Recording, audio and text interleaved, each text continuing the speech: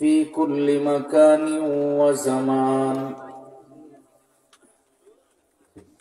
والصلاة والسلام على أشرف الأنبياء محمد وعلى آله وصحبه ما دامت الملوان. ونشهد أن لا إله إلا الله وحده لا شريك له، ونشهد أن سيدنا وسندنا وحبيب ربنا ومحبوبنا ومعشوقنا ومولانا محمدا عبده ورسوله، صلى الله تعالى عليه وعلى آله وأصحابه وبارك وسلم تسليما كثيرا. أما بعد، فأعوذ بالله من الشيطان الرجيم. بسم الله الرحمن الرحيم. يا بني أقم الصلاة وأمر بالمعروف وانه عن المنكر واصبر على ما أصابك، إن ذلك من عزم الأمور. صدق الله مولانا العظيم، وصدق رسوله النبي الأمي الكريم، ونحن على ذلك من الشاهدين والشاكرين، والحمد لله رب العالمين. وعن سيد الجن والبشر صلى الله عليه وسلم: 4 من أعطيهن فقد أوتي خير الدنيا والآخرة: قلب شاكر، ولسان ذاكر، وبدن على البلاء صابر، وزوجة لا تبغيه خونا على نفسها ولا ماله، أو كما قال النبي عليه الصلاة والسلام. اللهم صل على محمد وعلى آل محمد، كما صليت على إبراهيم وعلى آل إبراهيم إنك حميد مجيد. اللهم بارك على محمد وعلى آل محمد، كما باركت على إبراهيم وعلى آل إبراهيم إنك حميد مجيد. لا إله إلا الله الحليم الكريم، سبحان الله وبحمده، سبحان الله العظيم. سبحانك لا علم لنا إلا ما علمتنا، إنك أنت العليم الحكيم। বাহেরচর পশ্চিমপাড়া বাইতুল আকসা জামে মসজিদ ও প্রবাসী এবং যুব সমাজের উদ্যোগে আয়োজিত আজকের এই বার্ষিক ওয়াজ মাহফিলের বর্তমান অধিবেশনের শ্রদ্ধাভাজন সভাপতি সাহেব দামাত বারাকাতুহু, উপস্থিত দেশ ও জাতির কর্ণধার হযরত উলামায়ে কেরাম, অত্র এলাকার বিভিন্ন অঞ্চল থেকে আগত ইসলাম প্রিয় মুসলিম ভাইরা, পর্দার অন্তরালে অবস্থানরত অত্যন্ত নম্রভদ্র ফরদানিসীন মা ও বোন, মহান রব্বে করিমের নিকট শুকর আদায় করছি, যিনি অত্যন্ত দয়া করে মেহেরবানি করে আমাদের হায়াতটাকে দীর্ঘায়িত করে সুস্থ শরীরে এই কনকনে ঠান্ডার মধ্যে বসে জমানার শ্রেষ্ঠ মানব উলামায়ে কেরামের জবান থেকে কোরআন ও হাদিসের কিছু কথা শোনার তৌফিক দিয়েছেন। এই জন্য আমরা সকলেই পড়ছি আলহামদুলিল্লাহ। মোহতারাম ভাই, আমি আপনাদের সামনে পবিত্র কোরআনে কারিমা থেকে সূরা লুকমানের একটি আয়াত তিলাওয়াত করেছি। পাশাপাশি বিশ্ব নবী মুহাম্মদ আরবি সকলেই পড়ি সাল্লাল্লাহু আলাইহি ওয়াসাল্লাম নবীজির অনেকগুলো হাদিস থেকে একটা হাদিস পাঠ করেছি। আল্লাহ রাব্বুল ইজ্জত ওয়াল জালাল যেন তিলাওয়াতকৃত আয়াত এবং হাদিসের আলোকে আমাকে ইখলাসের সহিত কিছু কথা বলার এবং আপনাদের সকলকে আমল করার নিয়তে শোনার তৌফিক দান করুন। সকলে বলি আমিন। মোহতারাম ভাই, আমরা জানি যে এক খেতে একসাথে দুই ফসল ভালো হয় না। আপনারা ওয়াজও শুনবেন, বুট বাদামও চাষ করবেন, চাও খাইবেন, তো কেমন হইতো? যে কোনো একটা হইতো। আগে ডিসিশন নেন, তোমার 4 ফ্লাক্স বন্ধ করো। একসাথে তো দুই ফসল ভালো হইতো না, যে কোনো একটা চাষ করুন না। আপনারা যদি মনে করেন যে আমাকে 10 মিনিট সময় দেন যে আমরা আগে সাফান শেষ করি, তাহলে এটা একটা ওয়াজ হইব, আপনি চাও খাইবেন, তাহলে তো মনোযোগ থাকতো না। এতে করে পরিবেশের বরকত নষ্ট হয়ে যায়। যারা এই আয়োজন টুকুন করেছেন তারা জানেন এর পিছনে কত পরিশ্রম হয়েছে। এই জন্য একটু কষ্ট হলেও মেহেরবানি করে এই পর্বটা বন্ধ রাখি। রাগ করছেন? আল্লাহ আপনাদের এই বর্ষাটাকে কবুল করুন। 2 নাম্বার আপনাদের কাছে আবেদন হলো, আপনারা আরেকটু সামনের দিকে আয়েন, পিছনে না থাকবেন, কাছাকাছি। তাইলে আপনারও ভালো লাগবে, বরকত হবে পরিবেশে। একটু মেহেরবানি করে কেউ কাউকে বললেন না যে আপনি আয়েন, যার যার গতিতে সবাই আসবো। আরেকজনরে আপনি ডাইকা আনন লাগতো না, আপনি আসেন, তাইলেই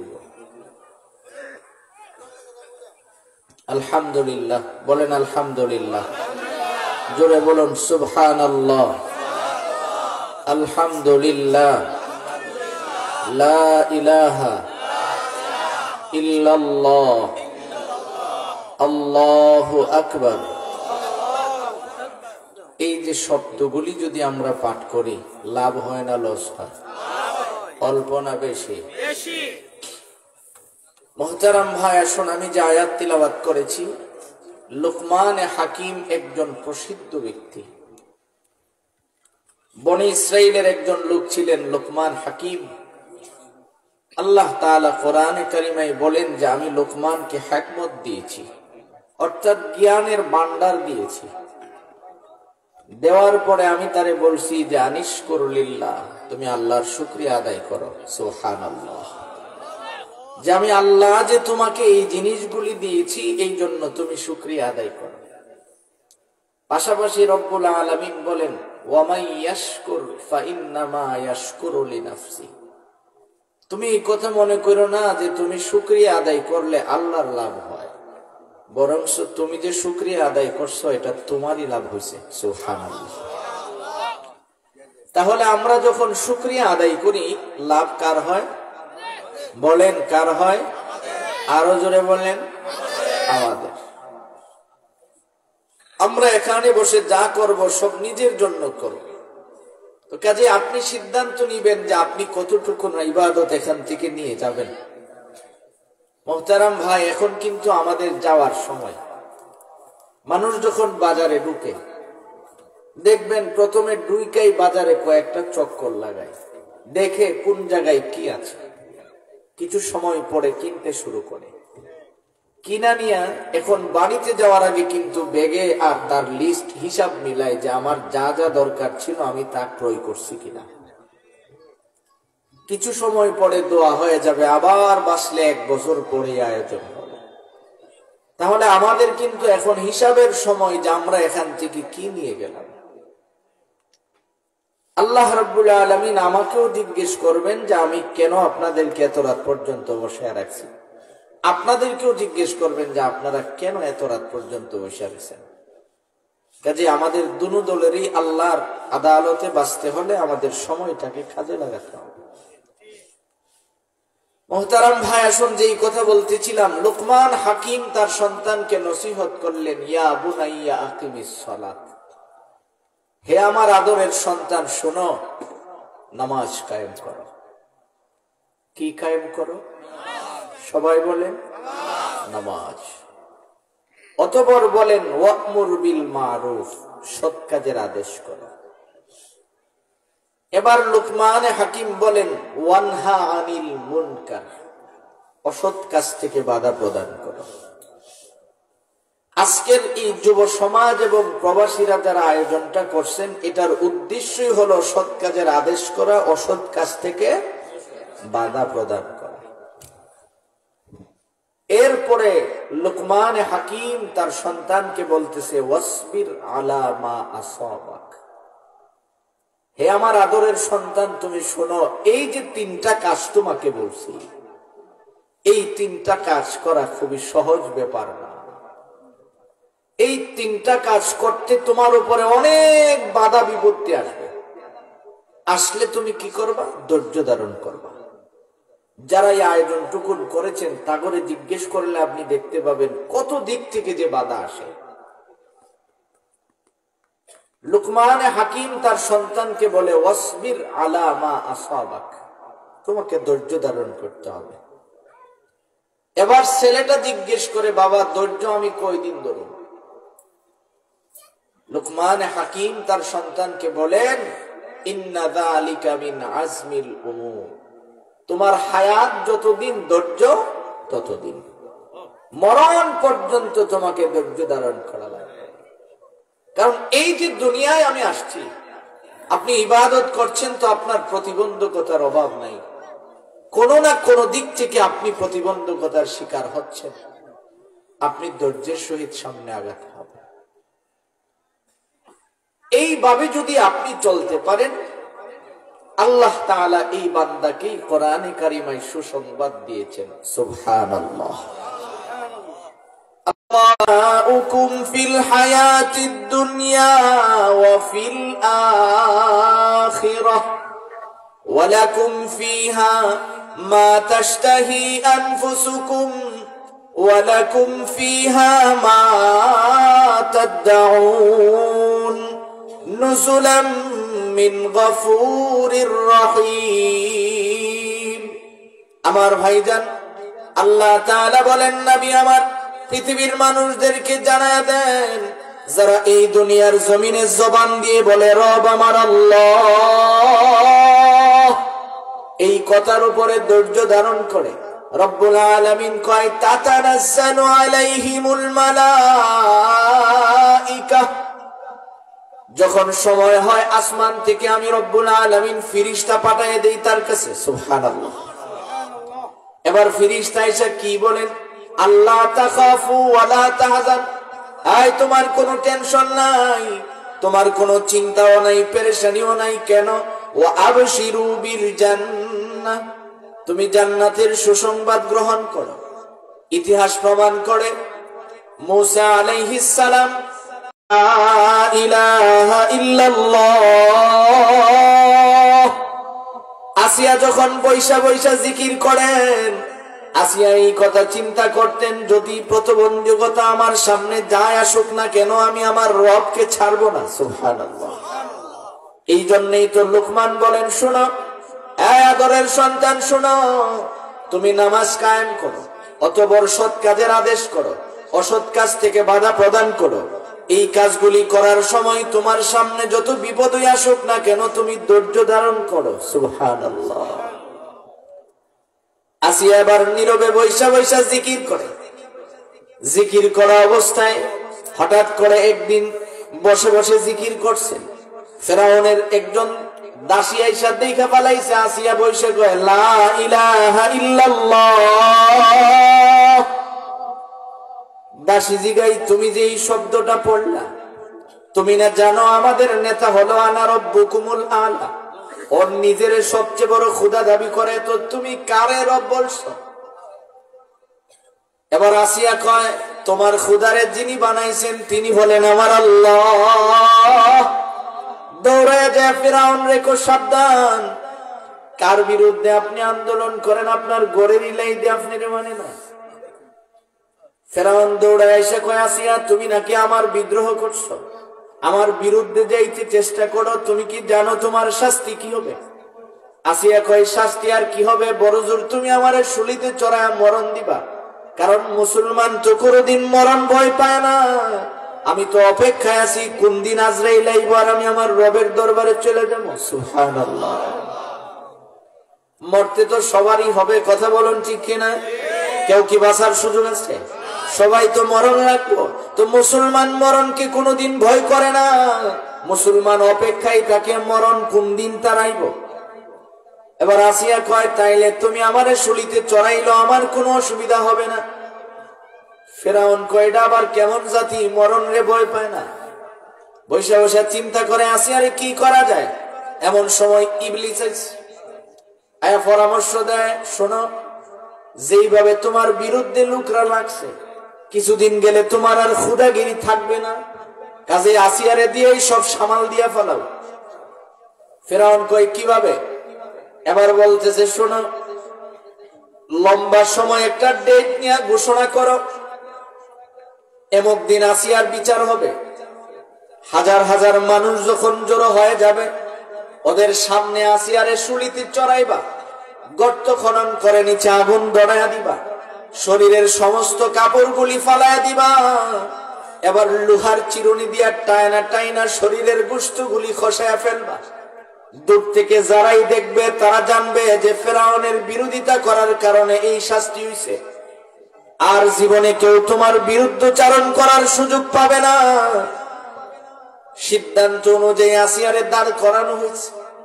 আসিয়া এবার শুলিতে দুই হাত বায়দা যখন লটকায় রাখছে, ফেরাউন সিদ্ধান্ত অনুযায়ী আসিয়ার কাপড় সরানোর জন্য যখন জল্লাদকে বললেন, এবার জল্লাদ কাপড় টান দেয়, কাপড় নড়ে না। ইবলিস রে জিগায়, ব্যাপার কি? তুই না কইলি কাপড় সরাইয়া দিতাম, কাপড় তো নড়ে না। ইবলিস কই, কিয়ামত পর্যন্ত টানতার বা কাপড় নড়তো না। কেন? আমি তো তাকায়া দেখি আসিয়ার চতুর্দিকে ফিরিস্তারা ওরে জড়ায়া ধরে রাখছে। আল্লাহু আকবার। এই জন্যই তো রব্বুল আলামিন কয়, তাতানাজ্জালু আলাইহিমুল মালাইকা, যখন প্রয়োজন হয় রব্বুল আলামিন সঙ্গে সঙ্গে ফিরিস্তা পাঠায়া দেন। সুবহানাল্লাহ। ইবলিস জিগায়, তাইলে কামটা কেমনে করো? তাহলে এখানে মানুষকে উলঙ্গ করো, দেখবা ফিরিস্তা বিদায় হয়ে যাবে। ফিরিস্তা যখন বিদায় হয়ে গেছেন, আসিয়ার কাপড়ে ধরে যখন টান দিস, আসিয়া এবার চোখ দিয়া পানি ছেড়ে কয়, আল্লাহ, আমার জীবনে বুঝ হওয়ার পরে আমি কোনোদিন বেগানা মানুষের সামনে উলঙ্গ হয় নাই। রব, আজকে আমি তোমার রব বলে স্বীকার করার কারণে আমার কাপড়গুলি খুলে পালাইবে, এটা কি হয়? আসিয়া এইভাবে যখন চোখের পানি ছাড়ছে, আল্লাহ তাআলা জিবরাইলকে ডাইকা কয়, আর দেরি করিস না, ওরে জান্নাতের পোশাক পরাইয়া দে। আল্লাহু আকবার। দুনিয়াতে তাইকে আবার জান্নাতের পোশাক পরিধান করলেন।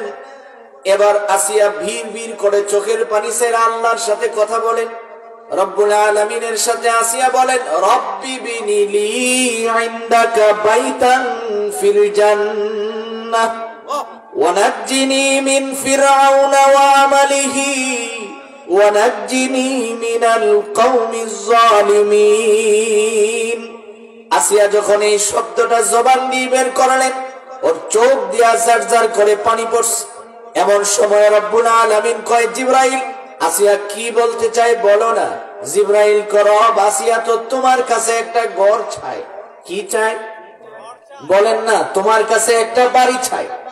এবার আল্লাহ তাআলা কয়, যেই বান্দি আমার জন্য জীবন কুরবান করে দিছে, আমি শুধু তার একটা বাড়ি দিলে কি হক আদায় হচ্ছে? এই জিবরাইল, জমিন থেকে আসমানের সমস্ত পর্দাগুলি সরাইয়া পুরা 7টা 8টা জান্নাত ওর চোখের সামনে ধরে তুল, সুবহানাল্লাহ। এবার আসিয়া জান্নাতের দিকে তাকায়া মুস্কি হাসি দিচ্ছে। রব্বুল আলামিন কয়, আর দেরি করিস না, ওর জানটা এই মুহূর্তে নিয়াই, যাতে ফেরাউন তারে কোনো কষ্ট দিতে না পারে, সুবহানাল্লাহ। এই জন্য হাকিম লুকমান সন্তানরে নসিহত করলেন, ইয়া বুনাইয়া কিমিস সালাত, এ আদরের সন্তান তুমি শোনো, তুমি নামাজ আদায় করবা, তোমার নামাজে প্রতিবন্ধক অনেক কিছু হবে। তুমি সৎ কাজের আদেশ দিবা, দেখবা তোমার শত্রু রেডি হয়ে যাবে। অসৎ কাজ থেকে বাধা প্রদান করবা, দেখবা ওখানেও তোমার শত্রু হয়ে যাবে। কথা বলুন ঠিক কিনা? আপনার আমার নবী বিশ্ব নবী মুহাম্মদুর রাসূলুল্লাহ সাল্লাল্লাহু আলাইহি ওয়াসাল্লাম 40 বছরের জিন্দেগিতে নবীজি কোনদিন কাউকে একদিনের জন্য ওয়াজ করেন না। মক্কার কাফেররাই নবীকে এত ভালোবাসতেন, ওরা নবীজিকে আল আমিন উপাধি দিয়েছেন। এরা নিজেরা আল আমিন বলছে রাসূল। ইতিহাস তালাশ করলে দেখবেন তারা নবীজিকে কত ভালোবাসতেন। কাবার হজরে আসওয়াদ যে পাথর আছে, রাসূলের বয়স 12 থেকে 14 বছর বয়স। মক্কার সমস্ত গোত্রের লোকেরা ঝগড়া বাঁধাইছে যে না, এই পাথরটা আমরা লাগাবো, কারণ যিনি যাদের হাতে এই পাথর রাখা হবে তার সম্মান অনেক বেশি হবে, কারণ এটা একটা দামি পাথর। ওরা যখন ঝগড়া শুরু করছে, তারা নিজেরাই সিদ্ধান্ত নিছে যে আমরা এইভাবে করব না, আমরা এক কাজ করি, চলো আমরা তো এই 12 গোষ্ঠীর লোকেরা মায়ের ফিট করে লাভ নাই, আমরা মোহাম্মদ রে দিয়ে দিই, ও লাগাই ফেলে। সবাই খুশি হয়ে গেছে। এবার নবীজিকে আনছেন।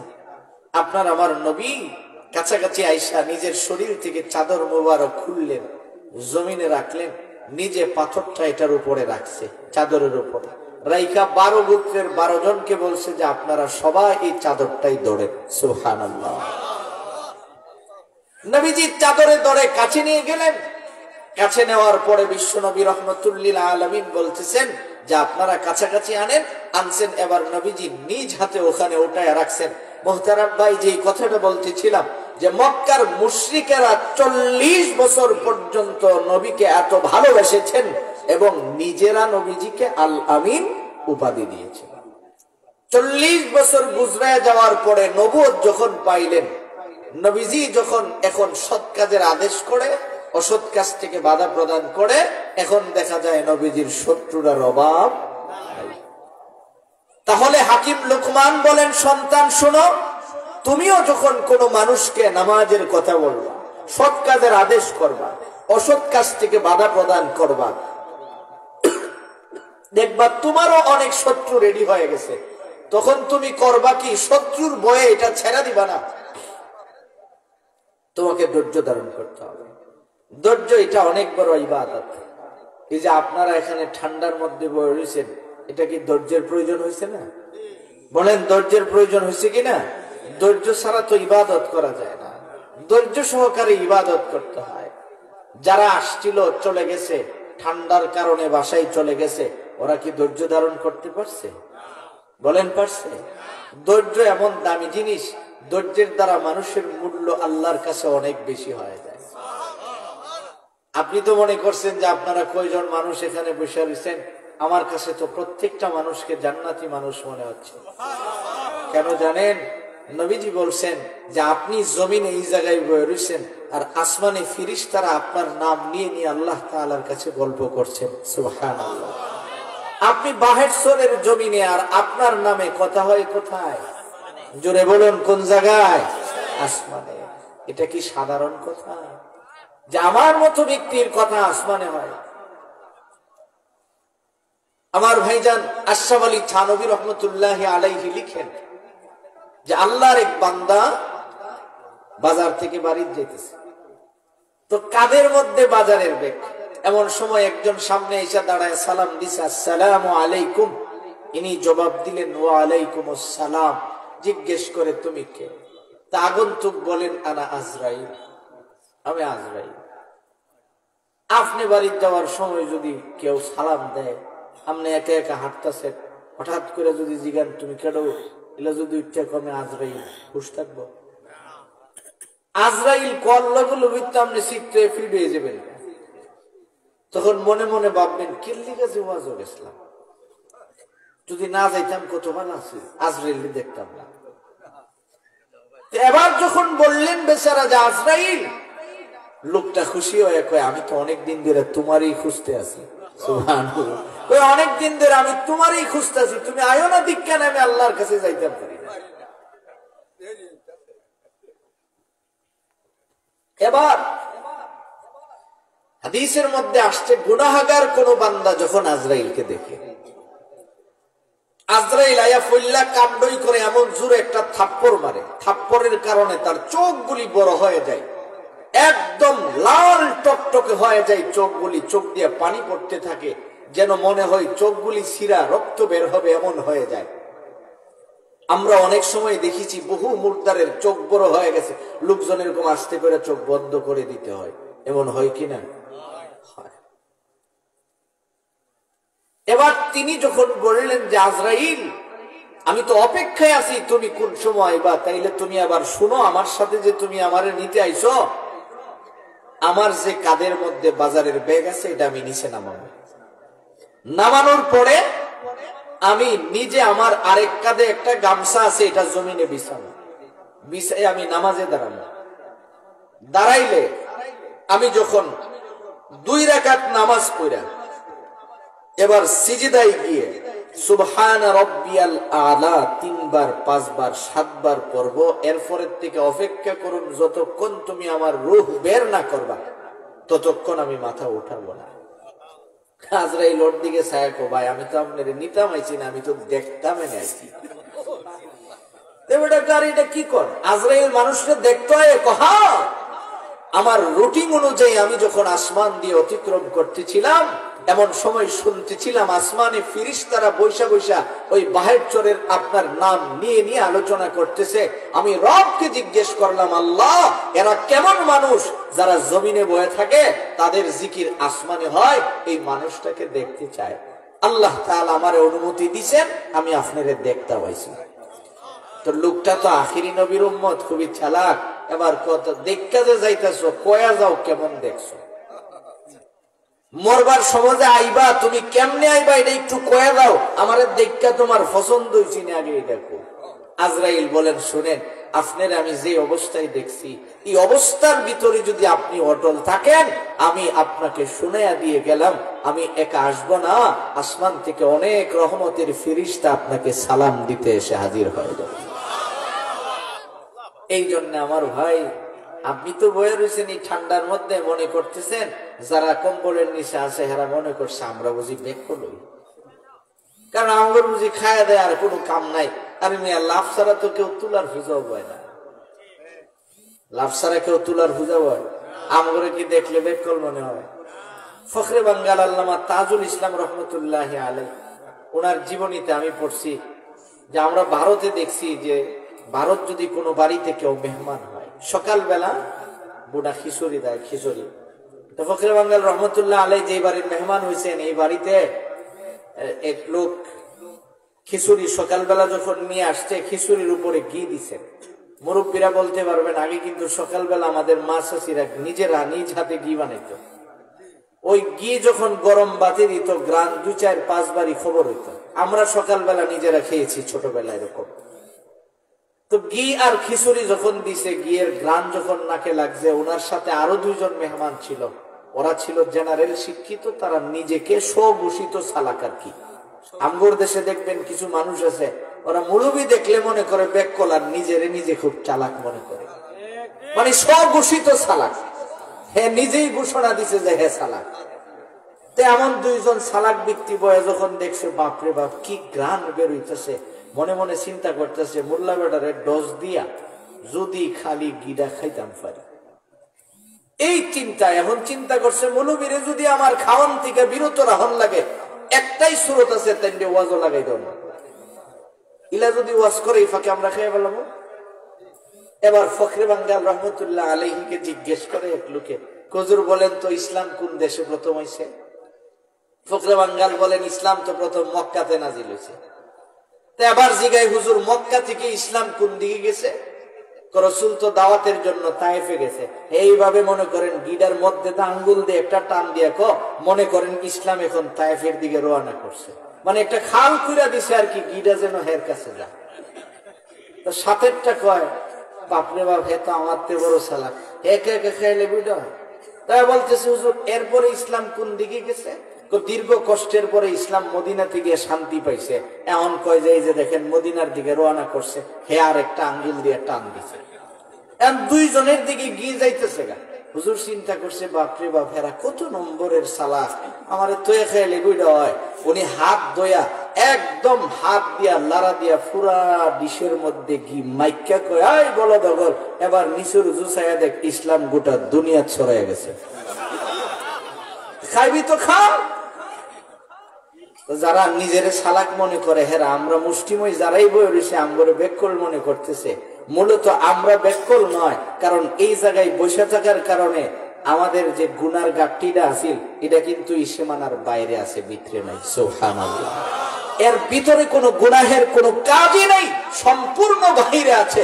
ফেরেশতা একটু পরে পরে আল্লাহর কাছে অভিযোগ করে, রব এই ঠান্ডার মধ্যে আমার যে একটিঙ্গা করে দাঁড় করে রাখছো, কি করুম এটা লইয়া, তোমার বান্দা তো বাইরে না। আল্লাহ তাআলা বলবেন, দরকার নাই, নিয়ে ফালাইয়া দে, তুই তোর মতো জায়গা, আমি আমার বান্দারে মাফ করে দিই। আমার ভাই, একটু সময় যদি আমার এই আয়াতের কথাটা বুঝাইতে লম্বা হয়, আপনাদের কষ্ট হবে না তো? রাগ করতেন না তো? বলে ঠান্ডার মধ্যেই কষ্ট দিলেন। আমার ভাইজান, যেই কথা বলতেছিলাম, যে আপনি যে এখানে বসে রয়েছেন, আপনি বসে থেকে যদি আল্লাহ তাআলার কাছ থেকে একটু চাইতে পারেন, বান্দা যখন রবের কাছে চায়, রব্বুল আলামিন কিন্তু এই বান্দার শুধু মুখের দিকে তাকায়া থাকে, যে যতক্ষণে বান্দার চোখ দিয়া যদি খালি কোনো কারণে একটু পানি চলে আসে, রব্বুল আলামিন কিন্তু সঙ্গে সঙ্গে ওরে মাফ করে দেন। শুধু মাফ করে না, চোখের পানি এমন জিনিস, এই পানির দ্বারা জাহান্নামের আগুন পর্যন্ত রব নিভায়া দেন। সুবহানাল্লাহ।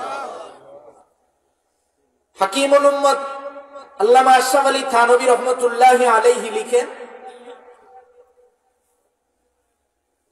আল্লাহর এক বান্দা জমিদার মানুষ, তার এলাকার এক গরিব ভিক্ষুক তার কাছে আসে প্রত্যেক দিন। আয়েশা ওর কাছে চায় যে আমার আল্লাহর হস্তে কিছু দেন। এক পর্যায়ে দেখা গেল কিছুদিন যাবৎ সে আর আসে না। কয়েকদিন পরে সে খুঁজতে খুঁজতে তার বাড়িতে চলে গেলেন, সে কেন আসে না একটু দেখি। বাড়িতে যায় দেখে লোকটা অসুস্থ।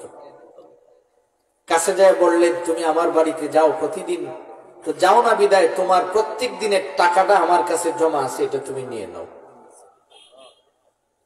তো অসুস্থ ব্যক্তি বললেন, আমি এভাবে অসুস্থ হয়ে বিছানায় পড়ে রয়েছি, আমার কেউ খবর নেয় নাই, আপনি যে আমার খবর নিছেন, আমি হিসাব করে দেখছি আপনি আমার সবচেয়ে আপন, কাজে আপনার কাছে আমার একটা আবেদন, আমি মরে গেলে আপনি আমার জানাজাটা পড়ায়, আমার লাশটা আপনি একটু কবরে রাখেন। তো জমিদার ব্যক্তি বললেন, ঠিক আছে, আমি তোমার লাশ কবরে রাখবো, কোনো অসুবিধা নাই, থাকো। কিছুদিন পরে তার ইন্তেকাল হয়েছে, খবর পাইছে, সে আসছে। আয়েশা জানাজা দিলেন, তারে কাফন পরালেন, দাফন করলেন। দাফন করে বাড়িতে যাওয়ার সময় মনে হয়েছে যে তার পকেটে একটা রাষ্ট্রীয় গুরুত্বপূর্ণ কাগজ ছিল, এটা নাই। করবেন কি? এখন খুঁজতে লাগলেন যে এই কাগজটা কোথায়। তার মনে হলো যে কাগজটা আমার মনে হচ্ছে যে কবরের ভিতরে পড়ছে। কবর থেকে বের করে আনার জন্য উলামায়ে কেরামের শরণাপন্ন হলেন। সবাই বললেন যে এই সিদ্ধান্ত আমরা দিতে পারবো না, জমানার শ্রেষ্ঠ একজন বড় আলেম আছে, শাহ ওয়ালিউল্লাহ মুহাদ্দিসে দেহলভী রহমতুল্লাহি আলাইহি, ওনার কাছে যা জিজ্ঞেস করো, তোমার এই মাসআলার সমাধান উনি করতে পারবেন। ওয়ালিউল্লাহ মুহাদ্দিসে দেহলভীর কাছে যখন গেলেন, তিনি জবাব দিলেন, তুমি পুরা কবর খনন করো না, তুমি একটু জায়গা গর্ত খনন করে লাইট দিয়া দেখবা ভিতরে কাগজ আছে কিনা, যদি থাকে তাইলে হাত দিয়ে উঠাই নিয়ে এসো। আয়েশা দেখে টর্চ লাইট দিয়ে দেখতেছেন কবরের পাশেই কাগজটা রাখা আছে। ভিতর থেকে এরকম টান দিয়ে যখন উঠাইতেছেন, উঠানোর পরে দেখে এই বাঁশের কিঞ্চিতে লাগা হাত এই জায়গাটা কাইটা গেছে। কাটার কারণে এমন প্রচন্ড ব্যথা হচ্ছে, এত কষ্ট হচ্ছে তার, ডাক্তার কবিরাজ বহু দেখাইছে, 1 বছর পর্যন্ত এটার কোনো ভালো হয় না। যত ডাক্তার দেখায় ভালো হয় না। এবার তাকে পরামর্শ দেওয়া হলো, যেই হুজুরের পরামর্শে তুমি কবরের ভিতরে হাত ঢুকাইছিলা উনার কাছে যাও, উনি যদি কোনো ফটো দিতে পারে ভালো হতে পারে। এবার শাহ ওলিউল্লাহ মুহাদ্দিসে দেহলভীর কাছে যখন আসলেন, হুজুর মুরাকাবা করে বলেন, মিয়া তুমি তো চাইলেও এটা ভালো হবে না, কারণ এটা দুনিয়ার কিচ্ছু না, এটা হলো যার কবরে হাত দিয়েছিল তার কবরে সাময়িক সময়ের জন্য কবরের আযাব হয়েছিল, আর এই আযাবটা তার বাসের চারির উপরেও আগুনের হিট লাগছে, এই আযাবটা তোমার হাতেও লাগছে, এটা কিন্তু দুনিয়ার আযাব না, এটা কবরের আযাব। কাজেই তুমি চাইলেও মাফ করাইতে পারবে না। এবার লোকটা চোখের পানি ছেড়ে দিয়া কয়, আল্লাহ আয় রব, তোমার নবী তো বলছে যে মরলে কবরে আযাব হইব, তুমি দিয়ে আমার দুনিয়াতেই কবরের শাস্তি দিয়ে দিলা। রব তুমি তো চাইলে আমাকে মাফ করে দিতে পারো। এই যে এই কথাটা বলছে, ব্যথায় কাতরাচ্ছে, নিজের চোখ দিয়ে পানি পড়তেছে। এবার শাহ ওলিউল্লাহ মুহাদ্দিসে দেহলভী হাতের আঙ্গুল দিয়ে তার চোখের পানিটা নিয়ে এই জায়গায় লাগাইয়া দিছে, সঙ্গে সঙ্গে হাত সুস্থ হয়ে গেছে। এবার ওলিউল্লাহ মুহাদ্দিসে দেহলভী কয়, মনে করো না এটা আমার কোনো বুজুর্গি, তুমি যে কাঁদছো জাহান্নামের ভয়ে, আর এই পানিটা লাগানোর কারণে আল্লাহ তোমাকে সুস্থ করে দিয়েছেন। সুবহানাল্লাহ।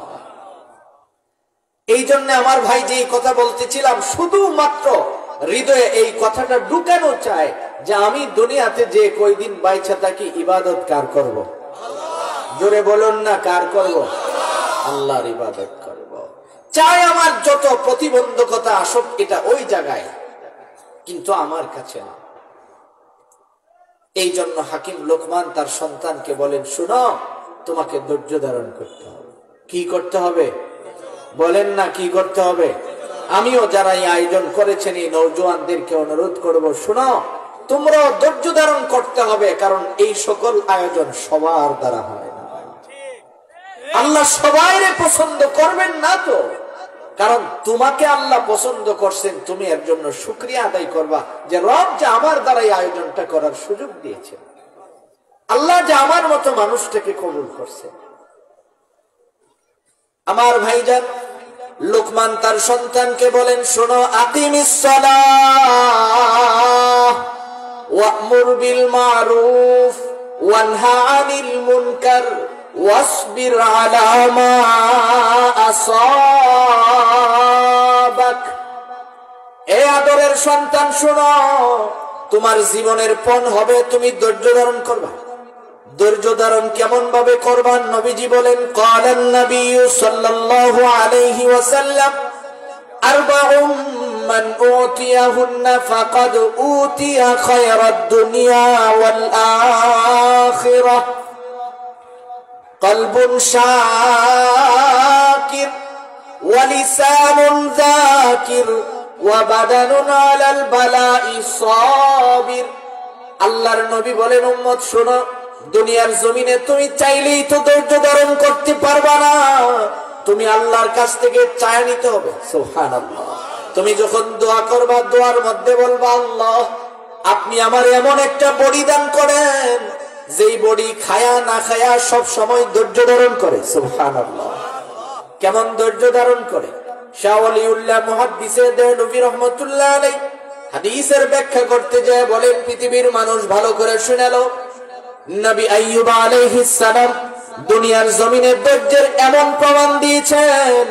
উনি কোন গরিব মানুষ ছিলেন না, অনেক টাকাওয়ালা ছিলেন, ওনার 4টা স্ত্রী ছিল, 9টা ছেলে সন্তান ছিল, অনেক সম্পদের মালিক ছিলেন। এক পর্যায়ে রব্বুল আলামিন অনেক কথার পরে তাকে ধৈর্য ধারণের পরীক্ষা নিবেন। সব কিছু শেষ হয়ে গেছে, বিকাল বেলা শরীরের মধ্যে ফুসকা ফুটছে, সন্ধ্যা হওয়ার সঙ্গে সঙ্গেই ফুসকাগুলি পাইকা শরীর থেকে দুর্গন্ধ বের হচ্ছে। আইয়ুব আলাইহিস সালাম চিন্তা করলেন, এই অবস্থায় যদি আমি লুকালো থাকি মানুষের কষ্ট হবে, এই জন্য উনি এলাকা ছাইরা একদম বাহিরে নদীর কিনারে এক জায়গায় গিয়ে অবস্থান করলেন, যাতে করে মানুষের কষ্ট না হয়। বাহির চরের ভাইরা, আমি আপনাদেরকে বলি, যেখানে নবী আইয়ুব নিজের গড় আছে, নিজের বাড়ি আছে, তারপরও বাড়ি ছাড়লেন যেন আমার শরীরের দুর্গন্ধে মানুষের কোনো কষ্ট না হয়। আপনি কি করে আপনার বাড়ির ময়লা পানিটা আরেক বেটার বাড়ি ছেড়ে দিন? বাথরুমের পানি আরেক বেটার সীমানা দামনে কেমনে ছাড়েন? তা আপনিও তো একজন মুসলমান, আপনার কি উচিত ছিল আবার হিসাব করে দেন। আপনার ক্ষমতা আছে, আপনার পাওয়ার আছে, এই জন্য আপনি আরেকজনের উপরে জুলুম করেন। নবী আইয়ুব আলাইহিস সালাম লোকালয় ছেড়ে চলে গেলেন। ওখানে যাওয়ার পরে রহিমা আলাইহিস সালাম মানুষের বাড়ি বাড়ি যায় খাবার সংগ্রহ কইরা স্বামীর জন্য নিয়ে আসেন। ওখানে আয়েশা নিজের মুখের ভিতরে খাবার ঢুকায়া নিজের দাঁত দিয়া চাবান, এবার নিজের জিহ্বাটারে চামচ বানায়া খাবার বের করে করে স্বামীর মুখের ভিতরে দিয়া 15 বছর খাবার খাওয়াইছেন। সুবহানাল্লাহ। কত বছর খাওয়াইছেন? আমরার স্ত্রী কতদিন খাওয়াইব?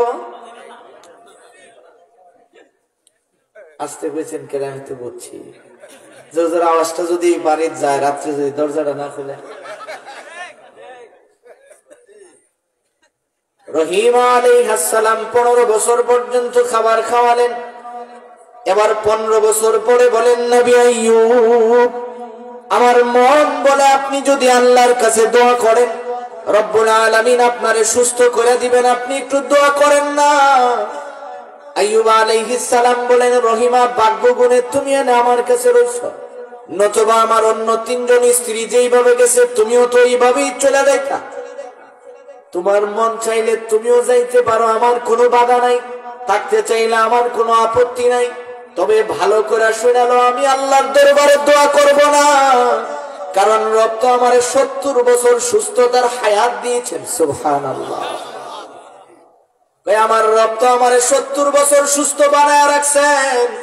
হাসরের দিন যখন অন্যান্য নবীদের সামনে আমিও দাঁড়াবো, আল্লাহ তাআলা যদি আমারে জিজ্ঞেস করে, আইয়ুব আমি না 70 বছর আপনারে এমন ভাবে আরামে রাখছিলাম, কিছু সময়ের জন্য আপনাকে আমি অসুস্থতা দিলাম, আপনি সুস্থতার জন্য আমার কাছে দোয়া করছেন।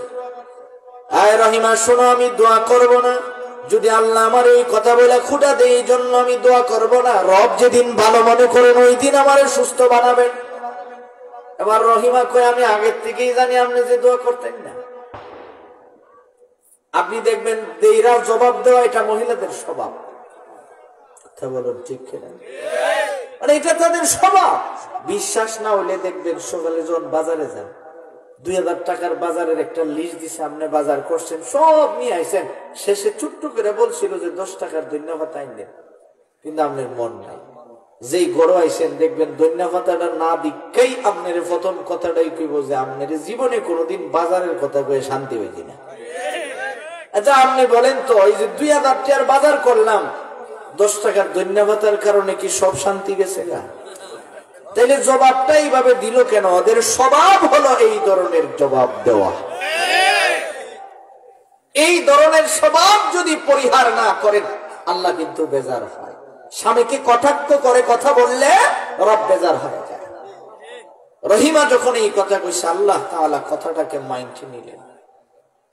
আইয়ুব আলাইহিস সালামের শরীরে যত পোকা আছে, ওই পোকাগুলির থেকে একটা পোকারে হুকুম করে দিছে, এই পোকা, রহিমা যখন আবার স্বামীর মুখে খাবারটা ঢুকাইব, আস্তে করে খালি তার জিহ্বার কিনারে একটা মোড় দিয়ে দিবা। তাফসীরের কিতাবে আসছে, একটা কামড় দেওয়ার কারণে রহিমা এক চিৎকারে তার শরীর কালো হয়ে গেছে, বেহুশ হয়ে জমিনে পড়ে গেছে। প্রায় 9 ঘন্টা পরে তার হুঁশ আসছে। হুঁশ আইছে পরে এখন তো স্বামীর জড়ায় ধরে কান্দে, আমি তো মনে করছিলাম আপনি বুঝি খুব আরামেই আছেন, এখন তো দেখি যে না আপনি আরামে না, কারণ পোকা কামড় দিলে কষ্ট হয়। এইভাবে আরো 3 বছর স্বামীর খেদমত করলেন। 18 বছর যখন চলে গেলেন, এবার রহিমা আলাইহিস সালাম স্বামীর মাথার উপরে হাত রাইখা বাড়ির থেকে বের হওয়ার সময় দোয়া করলেন, রব্বানা আতিনা ফিদ দুনিয়া হাসানাহ ওয়া ফিল আখিরাতি হাসানাহ ওয়া কিনা আযাবান নার। দোয়াটা যখন করে ঘর থেকে বের হয়ে যায়, এমন সময় আল্লাহ তাআলা ডেকে কয়, জিবরাইল বলো না আমার রহিমা কি চায়। জিবরাইল করব রহিমা তো আপনার কাছে আগে দুনিয়ার ভালো জিনিস চাইছে। এবার আল্লাহ তাআলা বলেন, দুনিয়ার কি জিনিস দিলে আমার রহিমা সন্তুষ্ট হবে। এবার জিবরাইল কয়, আল্লাহ যদি তার স্বামীরে সুস্থ করে দেন তাইলে সে সবচেয়ে বেশি খুশি হবেন। সুবহানাল্লাহ। এবার রব্বুল আলামিন কয়, তাইলে তুমি জান্নাতে ঢুকে যাও, ওখান থেকে পায়জামা নাও, পাঞ্জাবি নাও, টুপি নাও, পাগড়ি নাও, নামাজের মুসল্লা নাও। এই 5টা জিনিস দুনিয়াতে জান্নাত থেকে প্রথম আসছেন। সুবহানাল্লাহ। এবার নিয়ে আইছেন আয়েশা আইয়ুব আলাইহিস সালামের সামনে দাঁড়ায়া জিবরাইল সালাম দিলেন, আসসালামু আলাইকা ইয়া আইয়ুব। সালাম দেওয়ার সঙ্গে সঙ্গে আইয়ুব আলাইহিস সালাম কোনো কথা বলে না। কিছুক্ষণ পরে আবার সালাম দিলেন। এবার আইয়ুব নবী জবাব দিলেন। জিবরাইল জিগায়, নবী আইয়ুব আপনি কি আমার উপরে রাগ করছেন নাকি? আইয়ুব আলাইহিস সালাম কয়, তোমার উপরে আমি কেন রাগ করব? কারণ তুমি হলা আমার সবচেয়ে আপন বন্ধু। কারণ আসমানের যত খবর আছে সবগুলি তো তুমি আমার কাছে নিয়ে আসো। দুনিয়ার জমিনে বন্ধু বন্ধুর সাথে কোনোদিন রাগ করতে পারে না। আমিও তোমার উপরে আমার রাগ করার কোনো প্রয়োজনীয়তা অনুভব করি না। তাইলে আপনি কি আপনার আল্লাহর উপরে রাগ করছেন নাকি? এবার আইয়ুব আলাইহিস সালাম বলেন, কেন? কারণ রব তো আমার খালিক, আমি হলাম মাখলুক। কাজে আল্লাহর সাথে আমার কোনো রাগ করার সুযোগ নাই। মালিকের সাথে গোলামের কোনো রাগ চলে না। তাইলে আমি যে সালাম দিলাম, জবাব যে আপনি পড়ে দিলেন, কারণটা কি?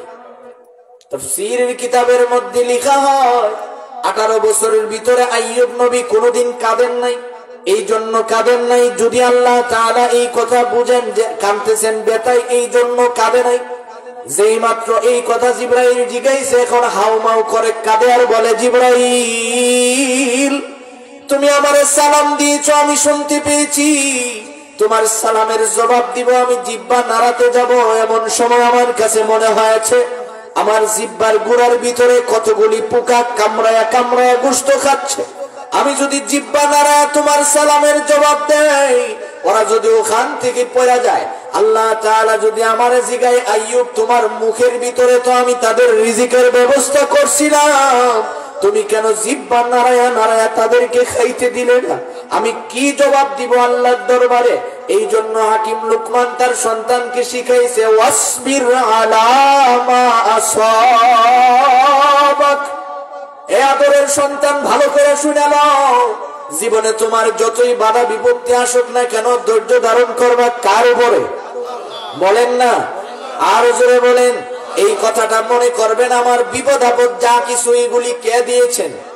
সমাধান কে করবেন? আইয়ুব আলাইহিস সালাম যখন এই কথা বললেন, জিবরাইল কয়, নবী আইয়ুব আর কষ্ট করা লাগবে না, আপনি এবার আপনার পাটা নাড়া দেন। এবার আইয়ুব নবী কয়, জিবরাইল আমি যে পা নাড়বো, পা তো আমার কথা শুনে না। কারণ পা নাড়াইতে গেলে পায়ের মধ্যে চামড়ার দরকার হয়, পায়ের মধ্যে গোশতের প্রয়োজন হয়, পায়ের মধ্যে রোগ রেশার প্রয়োজন হয়। আমার পায়ে তো কিছুই নাই, সবগুলি তো পোকা খেয়ে ফেলাইছে। কেবল আমার হাড় গুলি শুধু আছে, এই হাড্ডি ছাড়া আমার পায়ের মধ্যে আর কিছুই নাই।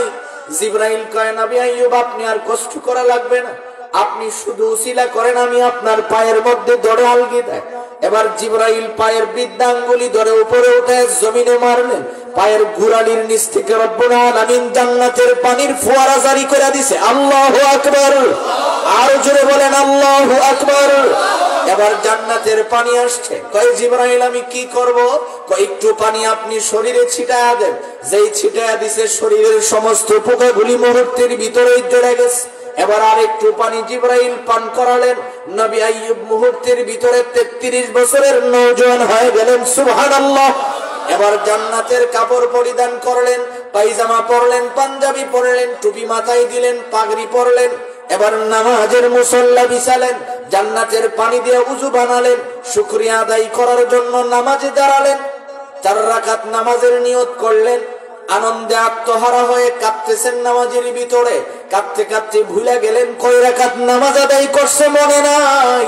3 রাকাত পরেই নামাজের সালাম ফিরায় ফেলছে। পিছন থেকে জিবরাইল লোকমা দিয়ে কয় নামাজ হয় নাই, কারণ নিয়ত করলেন 4 রাকাত, পড়লেন 2-3 রাকাত। এবার রব্বুল আলামিন কয় জিবরাইল সব জায়গায় মাতবরি করবি না, আশিক আর মাশুকের মধ্যে কোন জিনিস কাজ করে না, সব জায়গায় মাতবরি করবি না। আমার আইয়ুব নামাজ আদায় করছে, আমি কবুল করছি। শুধু কবুল করি নাই, এই 3 রাকাত নামাজ এমন ভাবে কবুল করছি, কিয়ামত পর্যন্ত দুনিয়ার জমিনে যত পুরুষ মানুষ মাগরিবের 3 রাকাত নামাজ আদায় করবে, এর একটা অংশ সওয়াব আমি আমার আইয়ুবরে দিয়ে দিলাম। সুবহানাল্লাহ, আমি আমার আইয়ুবরে দিয়ে দিলাম। এবার আইয়ুব আলাইহিস সালাম সুসংবাদ প্রাপ্ত হয়ে গড়ের ভিতরে বসে রয়েছে। রহিমা আলাইহিস সালাম আসলেন, সন্ধ্যা গনিয়ে আসছে। আয়েশা বাহির থেকে দাঁড়ায়া বলে, কে হে তুমি? আমার স্বামীর লাশটা কোথায় ফেলে দিয়েছো বলো না, আমার স্বামীর কঙ্কালটা তো এখানেই ছিল, তুমি আমার স্বামীর ঘরটা কেন দখল করে নিলে? এই কথা বলার সঙ্গে সঙ্গে আইয়ুব আলাইহিস সালাম কয়, রহিমা আমারে চিনলি না? আয় রহিমা আমারে চিনো না? রহিমা এই কথা বলার পরে বলেন, আপনি কে? আইয়ুব আলাইহিস সালাম বলেন, আমি আমার চোখ দুইটা বন্ধ করি, তুমি আমার দিকে তাকায় দেখো, জীবনের প্রথম যেদিন তোমার সাথে সাক্ষাৎ হয়েছিল আমি কেমন ছিলাম। রহিমা এবার তাকায় দেখে আমার স্বামীর মতোই তো মনে হয়। দৌড়ায় আয়েশা গলায় জড়ায় ধরে কয়, কেমনে এমন হয়ে গেলেন বলেন না? আইয়ুব আলাইহিস সালাম যখন ওয়াকিয়া শোনালেন, কোথাইলে আমারও পানিটা দেখায় দেন, আমি জান্নাতের পানি দিয়ে ওযু বানাবো। সুবহানাল্লাহ, জান্নাতের পানি দিয়ে ওযু বানালেন, জান্নাতের নামাজের মুসল্লায় দাঁড়ায়া নামাজ আদায় করলেন। 3 রাকাত নামাজ আদায় করার পরে জিবরাইল কে, নবী আইয়ুব, আল্লাহ আপনার স্ত্রীকে সালাম দিয়েছেন। সুবহানাল্লাহ, এই সালাম দিয়েছেন আর বলে দিয়েছেন, ওই যে মাগরিবের 3 রাকাত নামাজ আদায় করছে, কিয়ামত পর্যন্ত পৃথিবীর যত মহিলারা মাগরিবের নামাজ আদায় করবে এর একটা অংশ সব রহিমারে আল্লাহ দান করেছেন। এবার রহিমা মুস্কি হাসি দেয়া কয়, নবী আইয়ুব, আমি আর আপনি তো সমান সমান। জিবরাইল কো সব জায়গায় মাতবরি করতে না করেন, কারণ সমানের বিষয় না, কেবল আপনার খেদমতের জন্য আল্লাহ স্পেশালি দান করছেন। সুবহানাল্লাহ, কার খেদমতের জন্য? মাশাআল্লাহ, বলেন কার খেদমত? আরো জোরে বলেন। কোন ফিস সাহেবের? ভালো করে বুঝছেন, কোন ফিস সাহেবের? তো স্বামী যদি গরম পানি চাই, টিউবওয়েল চাই, পাখা ও ফিসা পাইলে দিয়ে সারা রাত আগুন ধরে, তো কেমন হইল? একবার বলে বলছেন, ফির ভাই ফির বোন, বাত্তিনি ভাই আগে হবেন। আমি ওই দিকে বলবো না, আমি যে কথাটা বলতে চাইছিলাম যে দেখো, ধৈর্য ধারণ করলে তো আইয়ুবের মতো তোমাকে করতে হবে, এর চেয়ে বেশি অসুস্থ তো আর কেউ হয় না। কথা বলুন ঠিক কিনা?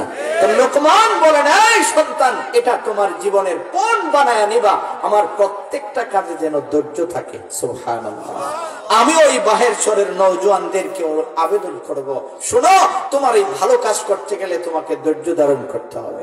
বাধা আসবে চতুর্দিক থেকে, কিন্তু তুমি সীসা ডালা প্রাচীরের মতো দাঁড়িয়ে এই কথা মনে করবা যে আমি যা করছি কার জন্য করছি। বলেন না কার জন্য করছি? আল্লাহু আকবার বলেন, আল্লাহু আকবার। হাতটা আলগি দেন, উপরে উঠান, এরকম মুষ্টিবদ্ধ করেন করেন। এই এমনি আরেকবার সাবাত মাইরেন না, তাইলে কলম চেহারার ডিজাইন পাল্টে দিব, শীতের দিন তাড়াতাড়ি সুস্থ হইতো না। তো বলেন আল্লাহু আকবার। এই যে আগেও কইছেন আর এখনো কইছেন, একটু ভিন্ন রকম মনে হয়েছে না? এই শব্দটা উচ্চ আওয়াজে বলা সুন্নত, আমরা তো এই সুন্নতটা ভুলে গেছি। এই শব্দটা উচ্চ আওয়াজে বলা সুন্নত, এটা আল্লাহ নিজে শিখাইছেন। আল্লাহ তাআলা কয়, ইয়া আইয়ুহাল মুদ্দাসসির কুম ফাআনদির ওয়া রাব্বাকা ফাকাব্বির। নবী, আপনি চাদর মুড়ি দিয়ে বসে থাকেন, আপনি কম্বলের নিচে শুয়ে থাকেন না, আপনি বের হয়ে আপনার রবের নামে বলুন আল্লাহু আকবার। খলিফাতুল মুসলিমিন সাইয়েদনা ওমর মাত্র মুসলমান হয়েছে, নবীজির তালাশে আছেন, কোথায় গেলে রাসূলকে পাওয়া যায়। খবর পাইলেন নবীজি মুলতাজাম বরাবর দাঁড়ায়া দাঁড়ায়া নামাজ আদায় করছেন। আস্তে আস্তে করে কাবার মাতাফের দিকে নামতেছে। হঠাৎ করে দেখে কে যেন একজন দেয়ালের সিপাহী দাঁড়ায় আস্তে আস্তে করে আজান দেয়। দৌড়ে আইসা নবীজির হাত মুবারকে ধরে কয়, ইয়া রাসূলুল্লাহ, নবী আপনি বলেন না আপনি সত্য নবী কিনা। নবীজি বলেন আমি সত্য কিনা এটা এখন কেন জানতে চাইলা? বলেন না। নবীজি বলেন অবশ্যই সত্য নবী। তাইলে আপনি বলেন আপনার আল্লাহ সত্য কিনা? নবীজি বলেন অবশ্যই আমার আল্লাহ সত্য, কোনো সন্দেহ নাই। তাইলে আপনার রব যদি সত্য হয়, আপনিও যদি সত্য হন, তাইলে আস্তে আস্তে কেন আযান দেওয়ান লাগবে? উমর নবীজির হাত ধরে জোরে জোরে বলতে লাগলেন আল্লাহু আকবার। এইভাবে নবীজির হাত উপরে উঠে যখন উমর আওয়াজ দেয়, আবু জাহেল ঘর থেকে ডাক দেয়, কই বিবি তরবারি দে। কার এত সাহস কাবার চত্বরে দাঁড়ায় তাদের রবের নামে আওয়াজ দেয়? ওর কল্লাটা গর্দান থেকে নামাইয়া দিব। বিবি কই আমি কি খুশার ভিতরে রাখবো না বাইর করে দিব? বাইর করে দেয়। তরবারি লইয়া দৌড় দিছে। পাহাড়ের চূড়ার থেকে যখন ওমরের চেহারা দেখছে, ওই জায়গায় হার্ট ব্রেক করছে, একদম জায়গায় ব্রেক। জায়গায় দাঁড়াইছে ওমর, কয়স নাকে আগে বুঝালই তুমি কার? আমার না মুহাম্মদের। সুবহানাল্লাহ। ওমর কো আমার বাপ দিকটা বুঝলি না? এই যে দেখ আমি হাতে ধরছি, জীবন যাবে তবু ছাড়বো না। এমন ডাক দেয়। আবু জাহেল আর আমার দরকার নেই, আমার বুঝ হয়ে গেছে। এই জন্য নওজোয়ান আমি তোমাকে বলছি, তুমি যদি বলো আল্লাহু আকবার, যত বাধা আছে সব ছিন্ন হয়ে যাবে। কথা বলুন ঠিক কিনা? মুফতি আমিনী রহমতুল্লাহি আলাইহি হযরতের জবান থেকে আমি শুনেছি, হুজুর বললেন যে টাঙ্গাইল মার্কাজ মসজিদের সামনে খেলার মাঠ আছে, বিশাল বড় কলেজ মাঠ।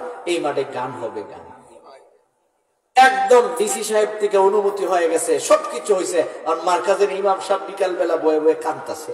তো এই সময় কান্দার সময় সন্ধ্যা গনাইতেছে, এমন একটা সময়। তো এদিক দিয়ে একজন যাইতেছে, এক বোতল খাইছে আর কি, 3 বোতল সবসময় খায়। কয়টা খাইছে? একটা খাইছে। পরে এখন পুরোপুরি তার মেজাজটা নষ্ট হয়েছে না, মোটামুটি ঠিক আছে। তো মোটামুটি যখন ঠিক আছে, তাই যখন যাইতেছে দেখি ইমাম সাহেব কাঁদতেছে। হ্যাঁ, যত বড় জালিমই হোক, যদি মসজিদের ইমাম সাহেব কান্দে দেখলে দেখবেন খুব মায়া লাগবে, যে কোনো মানুষই হোক। দীক্ষা কিতা খবর হুজুর কান্দিন কেলিগা? হুজুর চিন্তা করে তুমি বোতল মারুন না, আমারে জিগাও কান্দি কেলিগা, তোমারে কই লিখলে কোন হুজুর বলেন কেলিগা আমনে কান্দতেছেন? আরে মিয়া কত বালা বালা মানুষ পেলাম, কোনো কাম হইলো না। আর তুমি তো এমনি সবসময় অর্ধেক ঢিলা থাকে তোমার, তো তোমারে কইলে কি বলবো না? কোন আপনি? তো হুজুর বলতেছে দেখো আগামীকালকে এখানে গান হবে, সরকারি ভাবে অনুমোদন হয়েছে। আমি তো কান্তাছি যে আল্লাহর ঘর মসজিদের পাশে এমন একটা কাজ হবে, ফিরাইতে পারলাম না। ওইটা আপনি টেনশন করেন না, কোনো গান হইতো না। হুজুর চিন্তা করছে যে হে খায়া দেয়া কইছে কি একটু পরে তো মন থাকতো না। আমি যখন ব্রাহ্মণবাড়িয়া জামে নসিয়া মাদ্রাসায় পড়ি, তা আমাদের মাদ্রাসার সামনে এরকম ড্রেন আছে, ড্রেন পূব পাশে আমি যে বিল্ডিংটাতে থাকতাম রোডের সাথে এটার সামনে ড্রেন ছিল। তো এই ড্রেনে আমাদের এই কান্দিপাড়ার একটা লোক, আমরা জানতাম যে সব সময় মদ খায়। তো একদিন রাত্রে 8টার সময় আমি আমার লজিং থেকে আইসি, আওয়ার সময় মানুষের একটা কেটলানির আওয়াজ পাওয়া যেতেছে। সুফিদা দেখি ড্রেনের ভিতরে ফেরে দিছে, ফইরা এইভাবে আতায়া উদায়া মুখ দিতেছে। কি মুখ দিতেছে তো বুঝছো নি, শহরের ড্রেনে তো বালা কোনো জিনিস থাকে না। মুখ দেওয়ার পর হারে দাওয়াতটা তো খাইতাম, আইলাম সবার পরে আইলাম। এখন দি জুল আর জুল লাগে, গুস্ত দিয়ে একটাও হাতও লাগে না। আপনি চিন্তা করে দেখেন হের মেজাজ কই গিয়া দাঁড়াচ্ছে। তো হুজুর চিন্তা করে আরে হে তো হি কামলা, তো কইছে কিচ্ছুই তো না। পরের দিন সকালবেলা দেখেন লম্বা এক দাউলে হে মাডো হয়ে গেছে। আয়ো গান হইতো না, হ্যাঁ আমি কইছি আয়ো কে আইবা। তো এই যে আইও কইছে সবাই গেছে গেছে, হে তো এমনি পাগল থাকে, কারে জানি কি কাম করেলা, এর কারণে গান বন্ধ হয়ে গেছে। সুবহানাল্লাহ। এই জন্য নওজোয়ান তোমাকে বলছি, পাক্কা ওয়াদা করে ফেলো যে বাসি তো এই আয়োজন প্রত্যেক বছর হবে ইনশাআল্লাহ। বলেন ইনশাআল্লাহ। তাহলে 2-4-5 জন রেডি হলেই দেখবেন আল্লাহ তাআলা ব্যবস্থা করে দিবেন। এই জন্য আমার ভাই লুকমান যে তার সন্তানকে 4টা নসিহত করেছিল, 1 নাম্বার ইয়া বুনাইয়া আকিমিস সালাত, এটা অনেক দামি একটা সম্পদ, আমাদের যেন নামাজ নষ্ট না হয়। ঠিক আছে ইনশাআল্লাহ। 2 নাম্বার ওয়া'মুর বিল মারুফ, সৎ কাজের আদেশ করব। এটা আমার জায়গা থেকে আমি করব, যে আমি মুফতি সাহেব হয়ে করণ লাগবো এরকম না, যেটা ইমাম সাহেব করবে এটা না। আপনার সামনে যতটুকুন হয় সিম্পলি যেটা, এটাই আপনি করবেন। একজন লোক ধূমপান করতেছে, আপনি তাকে বলবেন ভাই এটা হারাম কাজ, এটা করেন না। একজন মানুষ খারাপ কাজের দিকে যাচ্ছে, আপনি তাকে বলবেন যায়েন না, আজান হয়েছে চলেন না, নামাজ আদায় করে আসি। এই কাজগুলি তো খুব সহজ, সিম্পল। এটাই সৎ কাজের আদেশ, অসৎ কাজ থেকে নিষেধ। এবার হাকিম লুকমান বলেন তুমি ওয়াসবির আলা মা আসাবাক, ধৈর্য ধারণ করো। এই কাজ করার পরে বাধা বিপত্তি আইব, লোকজন দীক্ষা দিব তাই নতুন মৌলবী হইছে, মানুষে হক কাজের আদেশ করে নতুন মৌলবী হইছে, তোমার শূন্য খারাপ লাগবো, কিন্তু তুমি বাধা প্রদান কইরা বিরত হইবা না, তুমি ধৈর্য ধারণ করবা। ঠিক আছে ইনশাআল্লাহ। এবার কোশে ওয়াসবির আলা মা আসাবাক ইন্না যালিকা মিন আজমিল উমুর, তোমার হায়াত যতদিন থাকে ততদিন তোমাকে ধৈর্য ধারণ করতে হবে। মুহতারাম ভাই, দোয়ার আগে ছোট্ট একটা আমল শিখায়, এই আমলটা আপনি করবেন। আমরা তো সবাই বিভিন্ন পেরেশানি থাকি, তাই না? অভাব, স্বামী স্ত্রী 2 জন 4 জন 5 জন সদস্য কাম করি, এরপর অভাব চায় না। শাহ ওয়ালিউল্লাহ মুহাদ্দিসে দেহলভী রহমাতুল্লাহি আলাইহি সূরা ইখলাসের তাফসীর লিখতে যায়, উনি বলেন, দেখো কোন মানুষ যদি বাড়ির থেকে বাহিরে যায়, বাহির থেকে ঘরে যাওয়ার সময় দরজার সামনে দাঁড়ায়া আগে সালাম দেওয়ান। কি দেওয়ান? বলেন কি দেওয়ান? সালাম দেওয়ার পরে আউযু বিল্লাহ বিসমিল্লাহ পড়া, এরপর সূরা ইখলাস তেলাওয়াত করা। এইভাবে যদি কেউ আমল করে, অল্প দিন করার পরে তার রিজিকের আর কোনো অভাব থাকবে না। সুবহানাল্লাহ। আরো সহজ আর একটা আমল শোনায়, আপনি ঘর থেকে বের হওয়ার সময় 11 বার পড়বেন ইয়া ওয়াহ্হাব। কতবার? বলেন কয়বার? মাত্র 11 বার। সময় লাগবে, 1 মিনিটও লাগতো না। ঘর থেকে যখন বের হওয়ার সময় এই দোয়াটা বের হবেন, নবীজি বলেন, তুমি ঘরে আসার আগে আল্লাহ তাআলা তোমাকে কুদরতি ভাবে হালাল রিজিকের ফয়সালা করে। সর্বশেষ একটা দরুদ শিখায়, শুধু একবার পড়বেন, 1000 দিন পর্যন্ত রহমতের ফিরিস্তা আপনার জন্য মাগফিরাতের দোয়া করবে। সবাই আমার সাথে পড়েন, জাযাল্লাহু আন্না মুহাম্মাদান মা হুয়া আহলু। খুব কঠিন। এই যে একবার আমার সাথে পড়ছেন, একজন ফেরেশতা 1000 দিনের জন্য আপনার রিজার্ভ হয়ে গেছে, আপনার জন্য মাগফিরাতের দোয়াত লাগিয়ে গেছে, করতেই থাকবে। এই তো এই জিনিসগুলি আমার কাজে লাগবে। আল্লাহ তাআলা যেন আমাদের সকলের হায়াতের ভিতরে বরকত দান করুন। সকলে বলে আমিন। রিজিকে বরকত দান করুন, আমিন। মুহতারাম ভাই, দোয়ার আগে সাদকার দ্বারা দোয়া কবুল হয়। একদম শর্ট করে 5 মিনিট শুধু, এর বেশি আমি 6 মিনিট সময় নেব।